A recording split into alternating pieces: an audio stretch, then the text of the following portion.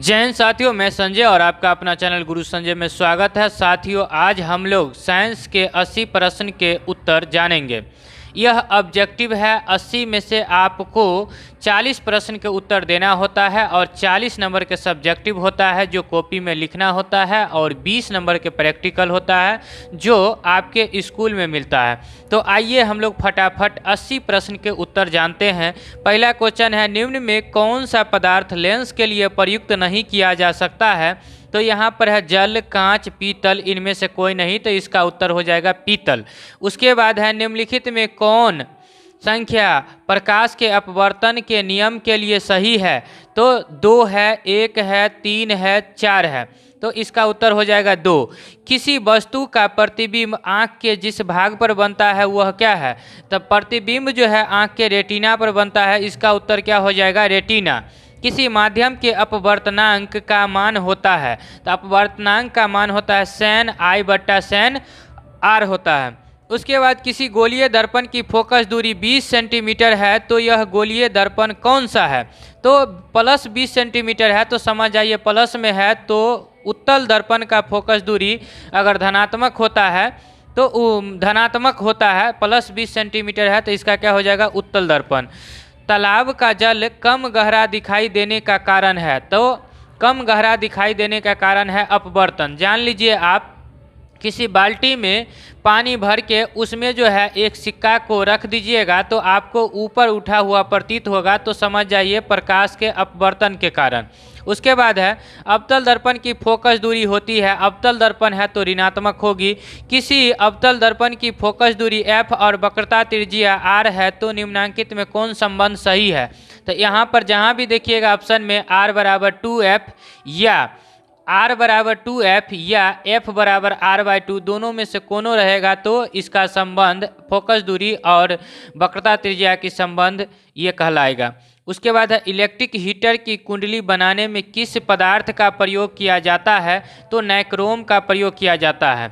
उसके बाद है, एक यूनिट विद्युत ऊर्जा का मान होता है, तो 3.6 × 10⁻6 जूल होता है। उसके बाद किलोवाट प्रति घंटा एक इकाई है, तो किलोवाट प्रति घंटा एक इकाई है, किसकी इकाई है? तो शक्ति की है। उसके बाद विद्युत फ्यूज विद्युत धारा के किस सिद्धांत पर कार्य करता है? तो चुंबकीय सिद्धांत पर कार्य करता है।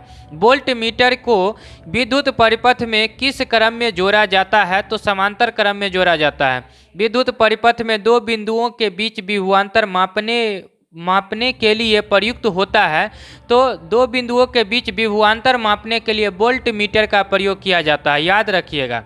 उसके बाद है, जल विद्युत संयंत्र किस ऊर्जा को विद्युत ऊर्जा में रूपांतरित करता है? तो स्थितिज ऊर्जा को।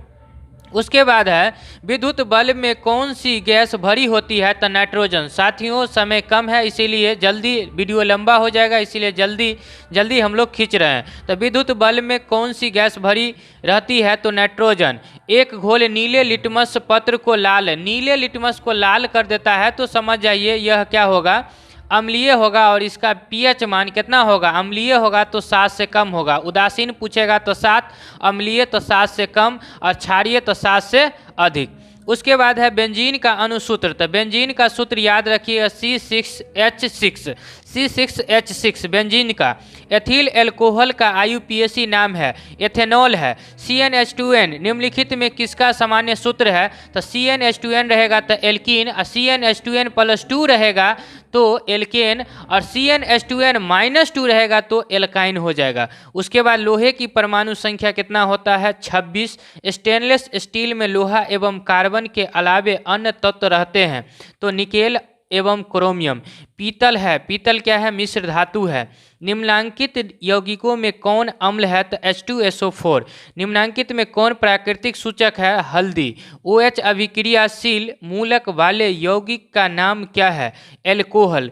कैल्शियम कार्बाइड जल के साथ अभिक्रिया करके देता है इथाइन। उसके बाद है, ओजोन के एक अणु में ऑक्सीजन के परमाणुओं की संख्या कितनी होती है? 3। O3 मतलब परमाणुओं की संख्या 3। कमरे के ताप पर द्रव अवस्था में रहने वाली धातु है, तो द्रव अवस्था में रहने वाली धातु कौन सा है? पारा। अगर अधातु कहेगा तो ब्रोमीन। कमरे के ताप पर द्रव अवस्था में रहने वाली धातु पारा। सरलतम हाइड्रोकार्बन है मीथेन। निम्नांकित में कौन क्षारीय ऑक्साइड है? तो Na2O। बेकिंग पाउडर एक मिश्रण है Na2CO3। उसके बाद न्यूक्लियस शब्द किनके द्वारा दी गई है? तो रॉबर्ट ब्राउन के द्वारा। पौधे में भोजन किस रूप में जमा होता है? स्टार्च के रूप में। पुस्तक, प्रसिद्ध पुस्तक द माइक्रोग्राफिया रहेगा तो किनके द्वारा लिखी गई है? तो रॉबर्ट हुक के द्वारा। पौधों और पशुओं की कोशिकाओं का वैज्ञानिक अध्ययन क्या कहलाता है? तो कोशिका विज्ञान। मानव हृदय घिरा हुआ है पेरिकार्डियम से। बीजांड की ओर पराग नलिका की वृद्धि का कारण होता है केमोट्राफिज्म। मनुष्य के श्वेत रक्त कोशिकाओं की जीवन अवधि कितनी होती है? तो 12 से 20 दिन। पीत रस कहाँ स्रावित होता है? तो यकृत में। किस जीव में हेमोग्लोबिन नहीं होता है? मक्खी में। हेमोग्लोबिन की कमी से कौन सा रोग होता है? एनीमिया। मनुष्य के आहार नाल में अवशेषी अंग है अपेंडिक्स। निम्नांकित में कौन ट्रिप्सिन एंजाइम का कार्य है? प्रोटीन का पाचन। मुख गुहा में आहार का कौन सा भाग का पाचन होता है? कार्बोहाइड्रेट का। उसके बाद है ऑक्सीजन का वाहक कौन है? तो ऑक्सीजन का वाहक आरबीसी है। उसके बाद रक्त में शर्करा का स्तर नियंत्रित करता है इंसुलिन। मानव शरीर में सबसे लंबी कोशिका कौन है? तंत्रिका तंत्र की। प्रकाश के परावर्तन के कितने नियम होते हैं? तो 2 नियम होते हैं। अवतल लेंस की आवर्धन होती है V/U -V/U। उसके बाद दर्पण का सूत्र है 1/V + 1/U = 1/F। उसके बाद टिंडल प्रभाव प्रदर्शित करता है प्रकाश के प्रकीर्णन को। उसके बाद है कौन सा लेंस हवा में अभिसारी लेंस भी कहलाता है? उत्तल लेंस। उत्तल दर्पण में प्रतिबिंब बनता है आभासी। उसके बाद है प्रकाशिक माध्यम कितने प्रकार के होते हैं? तो 2 प्रकार के। उसके बाद डायनेमो परिवर्तित करता है यांत्रिक ऊर्जा को विद्युत ऊर्जा में। उसके बाद इलेक्ट्रॉन पर आवेश होता है -1.6 × 10⁻⁻19 कूलम। खिलौने में किस सेल का उपयोग होता है? सौर ऊर्जा का। कार्य करने की क्षमता को कहते हैं ऊर्जा। उसके बाद है सिल्वर क्लोराइड का रंग होता है श्वेत। उसके बाद है निम्नांकित में लवण कौन है? तो NaCl लवण है। तुतिया नीला थोथा जिसे कहा जाता है का अनुसूत्र है CuSO4 × 5H2O।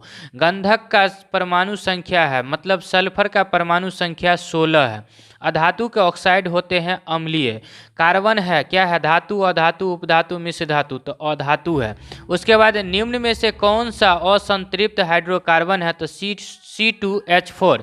उसके बाद है एरोमेटिक हाइड्रोकार्बन है। तो एरोमेटिक हाइड्रोकार्बन किसको कहते हैं? तो बेंजीन को। बेंजीन का सूत्र क्या होता है? C6H6। उसके बाद निम्नलिखित में कौन अक्रिय गैस है? तो अक्रिय गैस हीलियम अक्रिय गैस है। चांदी है, हाइड्रोजन है, कार्बन है, हीलियम है, तो हीलियम हो जाएगा। निम्नलिखित में कौन उपधातु है? तो यहाँ पर है ऑप्शन में CuNiSbFe, तो मतलब Sb हो जाएगा। पौधे में श्वेत श्वसन होता है। तो पौधे में श्वसन कहाँ से होता है? तो पत्तियों में होता है। निम्न में स्वपोषी कौन है? तो हरे पौधे स्वपोषी है। उसके बाद कौन सी बीमारी श्वसन तंत्र से संबंधित है? तो निमोनिया। एड्रोजन है नर हार्मोन। एड्रोजन क्या है? तो नर हार्मोन है। रुधिर चाप नियंत्रित होता है। रुधिर चाप नियंत्रित होता है कहाँ से? एड्रीनल द्वारा। कहाँ से? एड्रीनल द्वारा। एक लिंगी पादप का उदाहरण है पपीता। एक लिंगी पादप का उदाहरण क्या है? पपीता। निम्न में कौन मादा जनन तंत्र का भाग नहीं है? तो शुक्रवाहिका।